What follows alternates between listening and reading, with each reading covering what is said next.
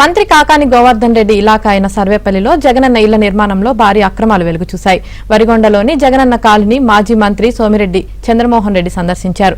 కాలనీలో నిర్మిస్తున్న ఇళ్ల నిర్మాణాన్ని సోమిరెడ్డి కాలుతో తన్నడంతో అది వెంటనే కూలిపోయింది. దీంతో స్థానికులు లబ్ధిదారులు ఆశ్చర్యానికి గురయ్యారు. ఇళ్ల నిర్మాణాలకు సంబంధించి వైసీపీ నేతలు భారీ ఎత్తున డబ్బులు వసూలు చేశారని మహిళలు ఆవేదన వ్యక్తం చేశారు. పిల్లర్లు లేకుండా నాసిరకంగా నిర్మాణాలు చేపట్టడంపై సోమిరెడ్డి ఫైర్ అయ్యారు. టీడీపీ అధికారంలోకి వచ్చిన వెంటనే ఇళ్లపై విచారణ జరిపిస్తామని హామీ ఇచ్చారు. అవినీతికి పాల్పడిన వారిని వదిలిపెట్టేది లేదని హెచ్చరించారు. మాట